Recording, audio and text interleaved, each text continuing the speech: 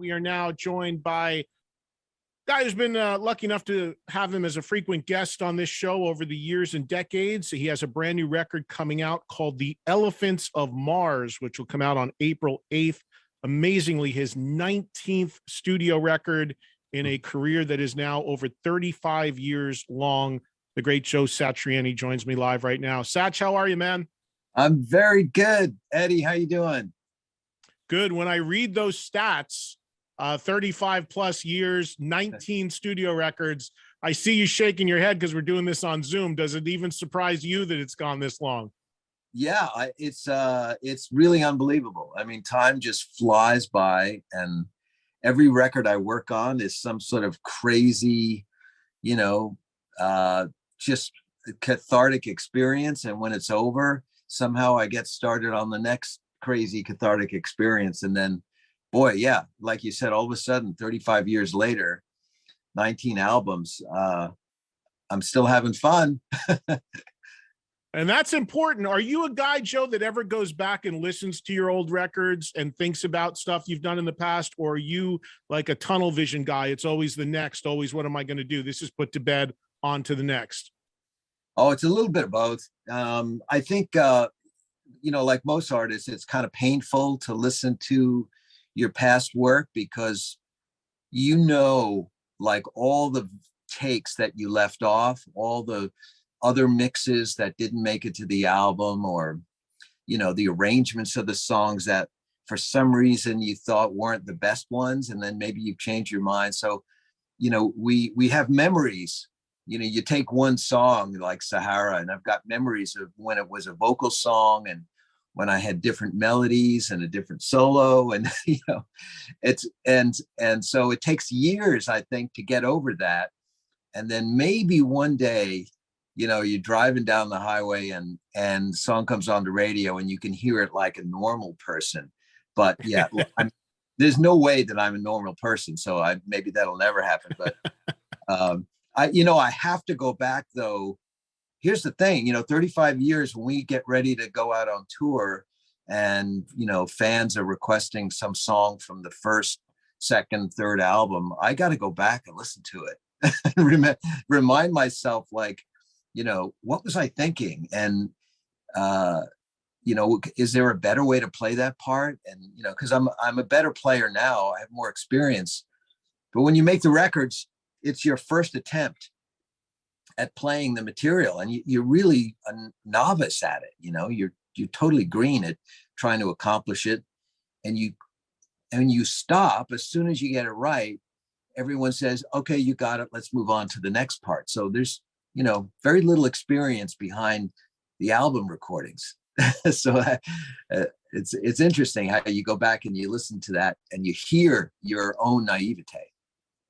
You bring up something that's really interesting that I never thought about. You, as the creator of this music, would hear it in a really different way than me as the fan and the listener, because I'm only hearing the one version you're giving me. I'm hearing that final take, whereas Sahara or any of these other songs could have had a 20-year gestation period, or they could have been 15 different takes on a solo or something, and I don't know that ever existed. So for you as the artist, you're just thinking of, Mo, should I have gone back to the version that was on the demo, or was that the right thing?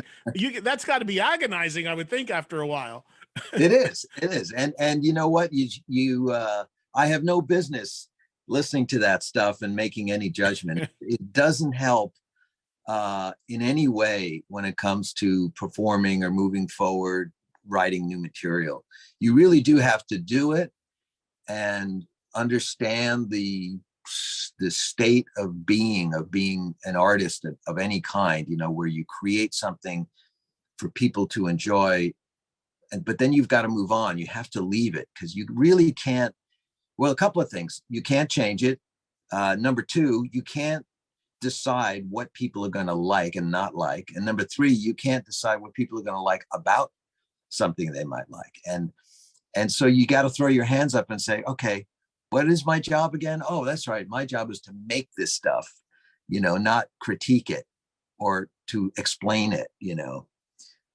It's really important. This fresh is on my mind because in the other room, I'm busy trying to get 30 canvases ready, and I could work on those canvases for another 2 years. And I don't know if they get any better, but I'd just be sitting there, messing around with them. So it's good to have a deadline where somebody says, no, pack it. If you got 10 done, put them in a box, FedEx them right away. And so you have to make that decision that you're finished, and someone's either going to like it or they're not. That's Well, we're going to talk. I want to talk about your artwork here in a second, but let's talk a little bit about the record that's coming, because as I mentioned, it is your 19th, coming April 8th. The Elephants of Mars. Sahara is out now. Video directed by your son Zizi, who's done some great video work with you. Tell me about, well, you had mentioned something interesting. Now, this lead track that we're hearing from this record, you said originally started as a song with vocal on it that you wanted to have a singer on? Yes. Or were you going to sing on it? Yeah, it's a bit of a convoluted story.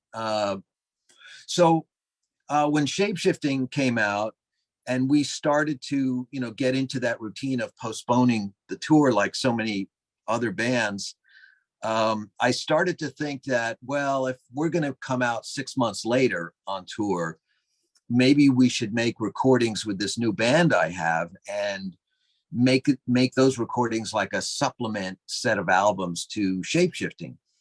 And so I started talking to the guys, and one of the new guys in the group, a keyboard player, guitar player, singer, songwriter, rock star from Australia. His name is Ray Thistlethwaite, and he's got an amazing voice. And I thought, what would be a cool idea to maybe have a vocal album and an instrumental album to highlight all the things that, that Kenny Aronoff, Brian Beller, and Ray can do.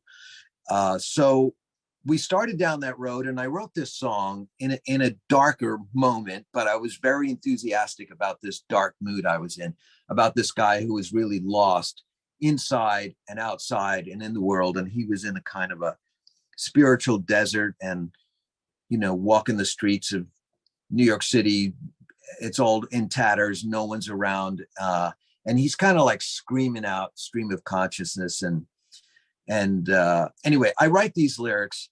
I think, I'm not really good at writing lyrics, first of all. So I think I probably overdid it. And when I sent it to everybody liked the song, but I think Ray was scratching his head going, how do you sing those lyrics, So the song got kind of put on hold as we were working on some of the others. And then the pandemic dragged on, and we suddenly realized, wow, we're not going out 3 months later, 6 months later, maybe not even 9 months later. And I thought, okay, the next time I put out music, people are probably going to think, okay, what's next? Shapeshifting was before, we want a new album. And so I thought, okay, let me look at these two albums and make a decision. And my decision was, I'm just going to do a new instrumental album that will, I'll force myself to do something better than ever before. I'll just remove all parameters and barriers, and I'll just try to do something at a higher standard for myself, And part of that was moving all those vocal songs aside. So long story short, a couple of months into it, my producer, Eric, says, I think you should do that song Sahara, but I think you need to maybe think about it as an instrumental. And that got me started down that road. So I never got like a demo with Ray singing on it. But in my mind, I still have this character, this sort of John Lennon, Jared Leto cinematic figure, this little movie in my head about this guy. And that kind of guided me through making the instrumental, because I needed to capture the attitude of the energy that he had, this negative energy, this anxiety that he had as he's walking through these lonely streets and he's crying out, I get deep into these songs, as you can tell, but you're used to me explaining these things. Well, yeah, but what's interesting about what you're telling me is, I had George Lynch on this show a month or so ago, and George just put out his first ever instrumental guitar record, believe it or not. And he was telling me a story about that was originally going to be a regular record with vocals, and he wrote lyrics and he sent them to the singer, and the singer was like, there's nowhere to do, like, I don't know how to tackle this. And then when the singer kind of passed on it and said, I don't know what to do, like how to work this, George was like, maybe it's time to make this an instrumental record, which he did. But he told me something interesting. He said, I'm going to do another one, and I'm going to actually write from the standpoint of it actually being instrumental, because it's a different headspace to write knowing it's going to stay without lyrics. The first record he made was intended to be lyrics. Now, you're the one guy that has mastered the instrumental guitar record, and I've said this before, you're one of the few that have had crossover commercial success doing it. So there really are differences in approach when you're writing for that space for lyrics or that phrasing for lyrics, I would think. Yeah, absolutely. I think there's two things to consider. Number one is that in the absence of words, you can't, if the song's, the first lyric is, strawberry shortcake all over my face, I mean, all you have to do is say that and it creates an image. I'm not sure why I just said that phrase, but maybe that's your next record, Joe. Yeah, yes. But it's such an image, or you say like my dog's on fire, I mean, it's instantly you're informing your audience what it's all about. Now, imagine if you just, play that on a guitar, it means nothing. No one will ever think strawberry shortcake or your dog's on fire. So what is it that you have to do with your notes? You have a note, you sound, and you have timing. So how are you going to get that to work? We were talking about Sahara before. My idea with that was, well, I don't have the words to use to tell people the story about how this guy feels. But if he does feel anxious and he does feel lost, then I have to make sure the melody isn't smooth. It has to be in the offbeats and syncopated with the rhythm, and it has to be weaving in and out of the bass and the 12 strings, because it's searching. Now that's how I like using the psychology of music. That's how I'm making a statement without lyrics. Now, the other thing that's so important, which is you cannot discount the talent that a lead singer songwriter has. They have this innate ability to clear the deck when a guitar player brings them a song and say, this is the space where I can most successfully communicate to the audience with my voice. And I've seen, Sammy Hagar do this so many times when I brought him some funny songs, and he'll look at me like, really? Like, you think that's where the melody is? And he'll go, no, the melody should be here. And I'll be really surprised, but he'll be right. And you'll know it when you're on stage somewhere and he starts singing and everybody in the audience just falls right into that space. And you go, he's got this extra sensitivity because of his experience, standing in front of the band, holding the mic and starting to give a message. That is a whole other technique that's way different from playing your guitar, playing a melody on your guitar. The Elephants of Mars is the new album from Joe Satriani. Again, it's coming out April 8th, and Sahara is the single. Time permitting, we'll let you hear it before the end of the show as well. If you haven't checked it out already, there's also a video online. Joe, overall, in making this record, so many artists I'm talking to now, especially this year, are telling me about their pandemic stories and how their records were impacted by the pandemic, whether they were making them with everybody in different locations, something they've never done before, over Zoom, producers over Zoom. I mean, I've heard all kinds of crazy things. Your old friend Steve Vai was on with me a couple weeks ago telling me how he totally rethought how he was going to make this record he has coming out because of the pandemic. How did the pandemic and making this record, I'm assuming much of it was done during it, how did that all work out for you? Yeah, we like everybody else had to do a little sidestep with what we were usually doing.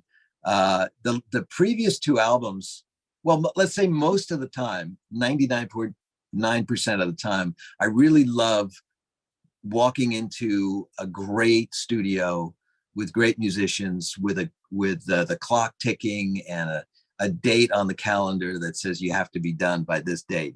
It's just, it helps with the energy, and you capture this extra vibe that you can't get when you're just sitting at home, in the privacy of your own studio.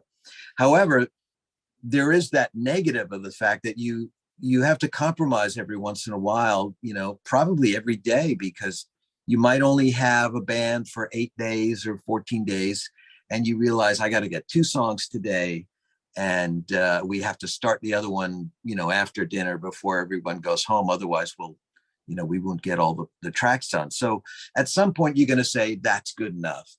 And if you're capturing a lot of live playing, like the way I like to do it, you have to say, well, I didn't plan on doing that. I was really hoping to do this, but that I guess we'll have to do, So many records are made that way, and it can be fun.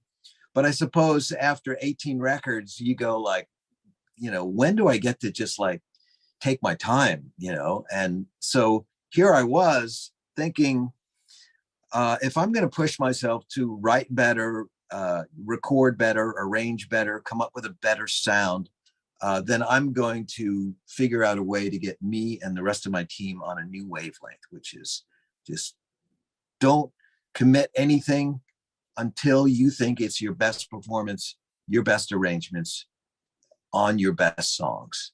And once I got that going, I thought, this is great. And the other thing that was interesting is that I didn't have to perform for anybody. And I know that sounds funny, but I know me, and basically if I'm in front of 100,000 people, 100 people, or one person in a room, I'm going to perform for them. I can't help it.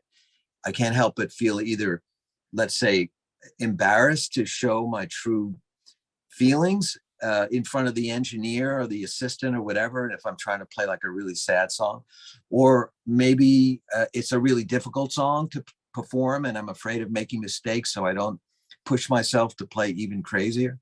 But when you're alone and by yourself, you realize, oh, I've only got me to impress now. So, and I'm the most difficult guy to impress, but there's no fear of failure when you're by yourself.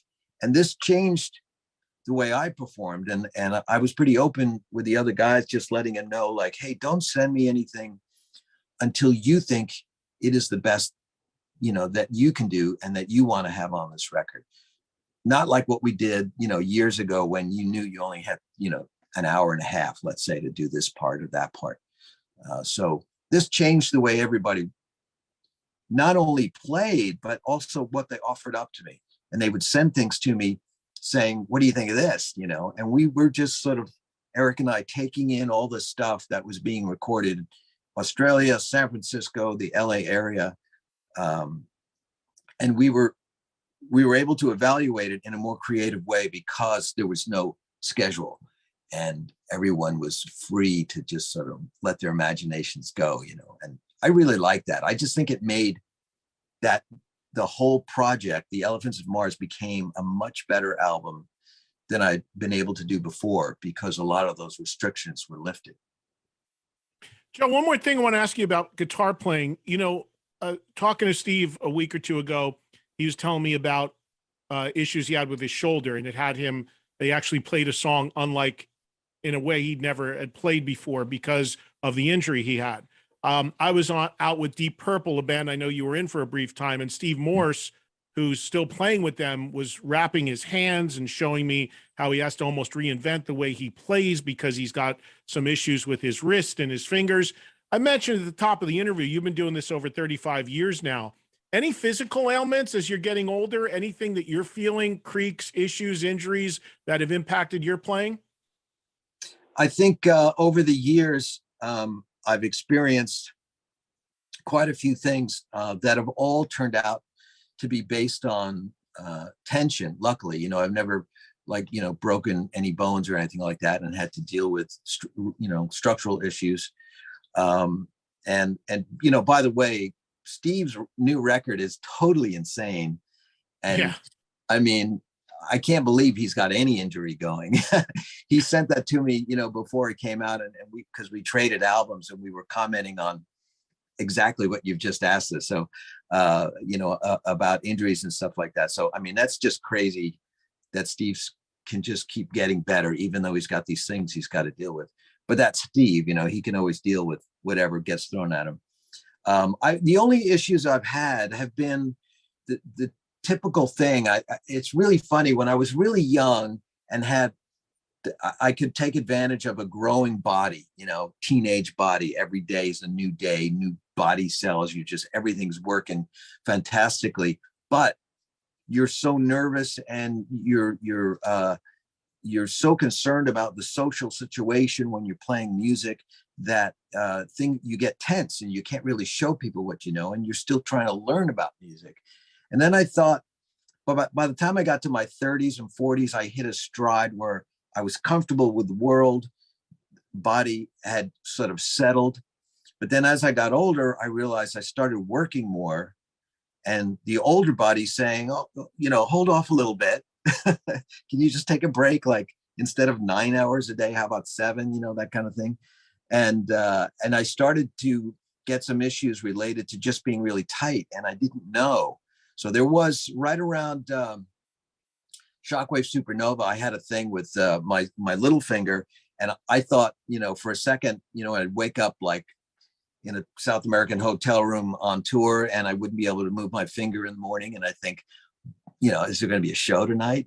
But it would somehow, I'd find myself on stage playing just fine at the end of the night. Turned out, though, it was just getting really tight. And so what I've learned now as an elder statesman of the electric guitar is to learn how to take it easy, and to listen to the body when it tries to tell you to ease up a little bit, to stretch, to change the way you practice, use your head more, there's more musicianship that you can accomplish by using your whole being rather than just concentrating on your, in my case, on my left-hand fingers. So I've been lucky that way, but, all the players, that, like you mentioned, Steve Morse, I mean, brilliant musician. And it really proves that the power of the mind and that personality can overcome these obstacles, because Steve's still playing great. Both of them, both Steves are just remarkable. Did Vite share with you? He told it to me on the air. Did he share with you how he hurt himself? Well, he wasn't really quite sure about it. The last time we spoke, he was, as well as his doctors, I think, were a bit mystified as to, why the shoulder is kind of falling apart.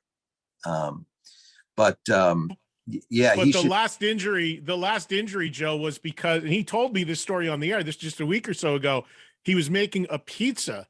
He has an outside pizza oven, and he was crafting the pizza and pushing it into the stone oven, and the motion popped his shoulder. I said, that's a man that's committed to his pizza right there. I've got a lot of respect for that. So you never know. It's like, I'm sure there was something building up to that point, and the pizza was just the final straw. But I found it funny that a guy that's had a guitar slung around his shoulder pretty much most of his life, it was flipping a pizza that did the final, put him in the final, gave him the final problem. So I know. Well, I think that's a lesson for all guitar players. Just order. They deliver, by the way. We have a sponsor, DoorDash. Use them. Exactly. Few more minutes here with Joe Satriani, and then we're going to hear the track Sahara from his upcoming new record.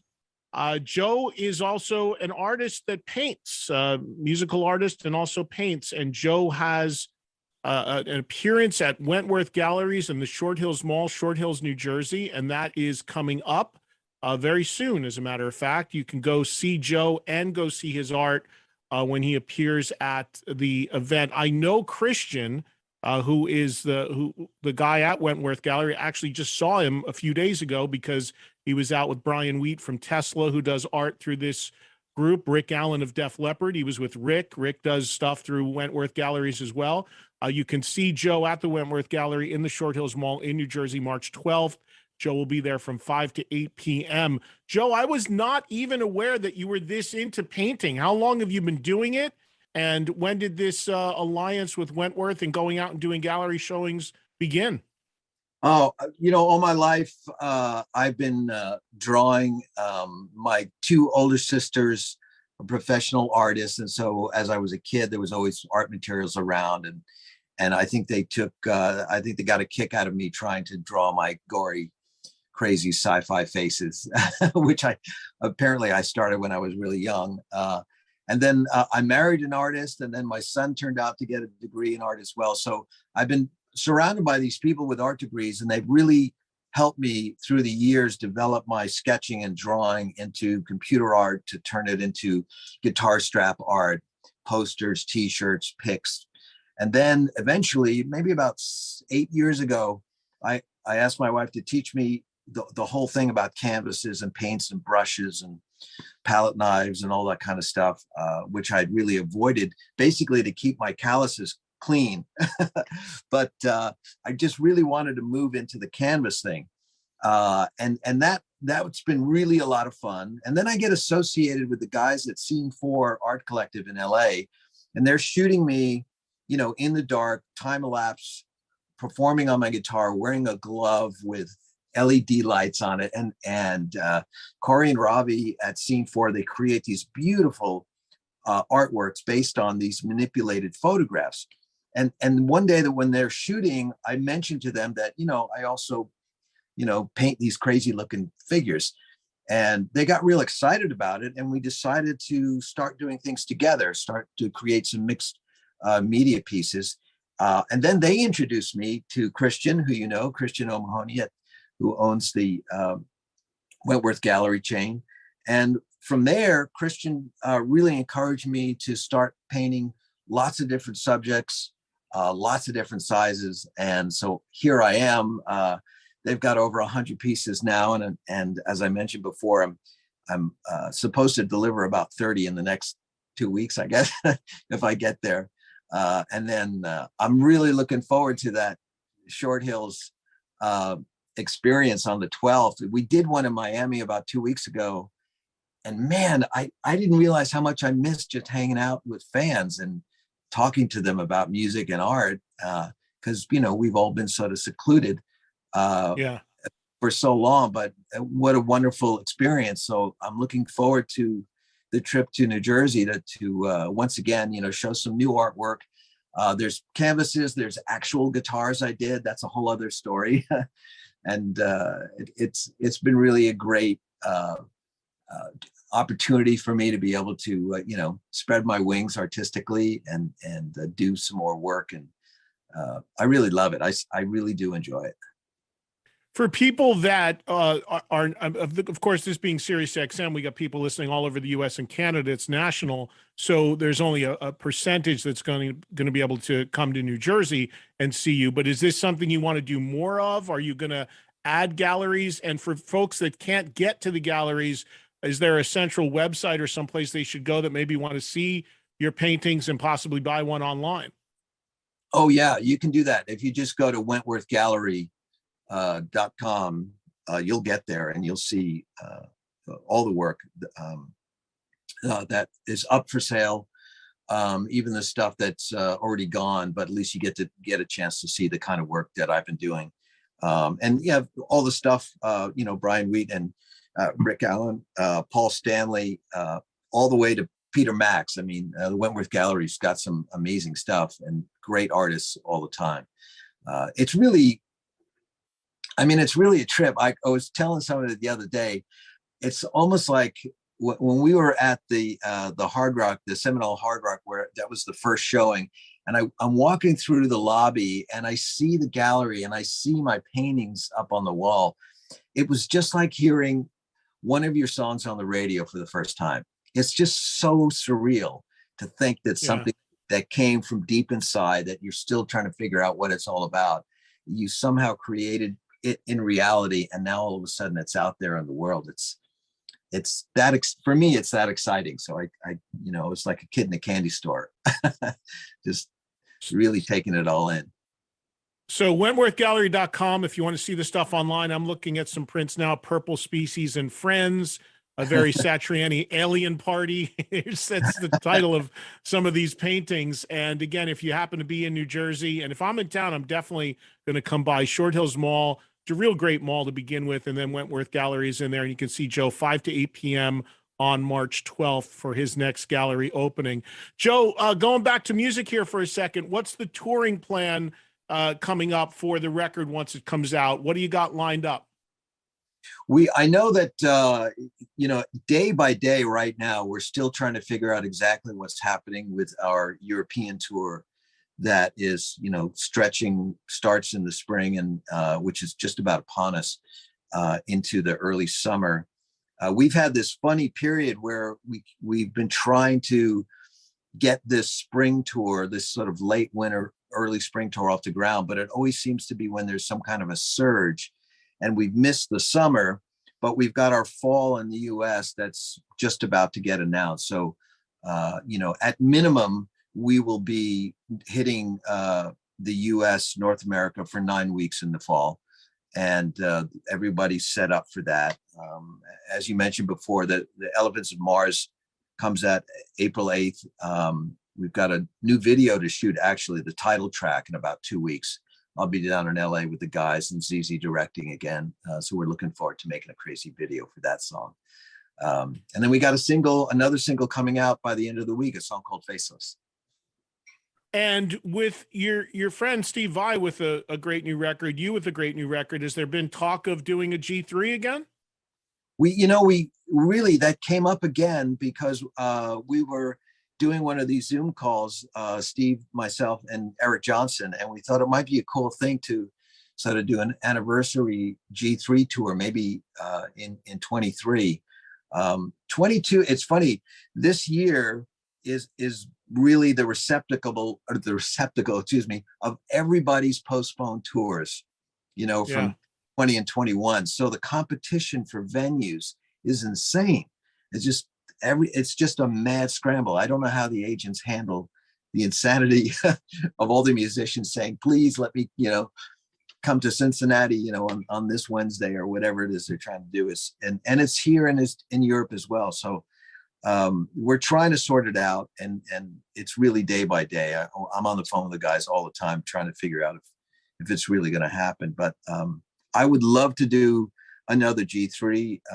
We were always, cultivating the next one. Once we finish at G3, we're trying to plan it out. And I know Steve's into it, and I want to see him play his new album live. I got to figure out how he does half that stuff, like everybody else. And the last thing, and I'll let you go on this, and you mentioned him a little while ago, our mutual buddy Sammy Hagar, Chickenfoot. I still feel there's some unfinished business there. I think you do as well, right? I think so. I think he's got a residency going right now in Vegas. I think that's where he is. I think I believe the last time that I was in the worst mood about Chickenfoot, I was at your studio, and you were surprised, I think, when I had said that I'd be into working with other people, because I'd kind of thrown my hands up in the air with those guys. And after that, I kind of backed off bugging them, because I thought I just don't want to be that guy. That's the guy that's always saying, come on, guys, let's get the group back together. So right. I still think that it has to happen from the other side there, because they're so busy. Like Chad right now is about to launch, a worldwide tour with the Chili Peppers and a new album. So, the reality is that he won't really have time for quite a while. So, right. So it's not my place anymore to be the guy bugging in about it. But, Sam and I talk every week, and it's all cool. It's all, everyone's on good terms. It's just a question of how do we fit it in to what's, this crazy world we live in. Yeah. And of course, your own world with a record coming out and a tour, and of course the art stuff and some gallery things. So everybody's busy, which is a good thing, because for a year and a half, everybody talked about not being busy and sitting around, and we need to go. So it's good to have all this stuff happening. It's great to visit with you as always, Joe. I appreciate the time, and I'm definitely going to try to come see you at Wentworth again if I'm in town. I'll drop by and say hello. And everybody, if you're in New Jersey, go see Joe at Wentworth Galleries. Check out his art. Again, Short Hills Mall, Wentworth Gallery, March 12th, 5 to 8 p.m. Eastern. And check out the new record, The Elephants of Mars, coming out on April 8th. I know there's pre-orders going on. There's vinyl. There's a CD version that CD is still my favorite format. I know that there's a version coming with actually some of your art in it, right? Where there's cards that you painted that are in there. Yes, yeah. Our art director, Todd Galapo from Meat and Potatoes, was able to put together some of my strange alien writing and work it into these cards that represent each of the songs. So yeah, the CD package is pretty trippy. And of course, the vinyl, the colored vinyl, is really beautiful. Sure. Yeah, and a special version of the colored vinyl I see available at Guitar Center, a special version for them in sucking right up to the guitar sellers, aren't you, Joe? Why not? makes sense, right? Yes. All right, Betty. Thank you so much for the time. It's great to talk to you. We're going to let everybody hear the lead single from the new record, Sahara, right now as we let you go. And hopefully I'll see you in Jersey next month. Oh, I really hope so. You should definitely come down. All right. Thank you, Eddie. Thank you, Trunk Nation. All right.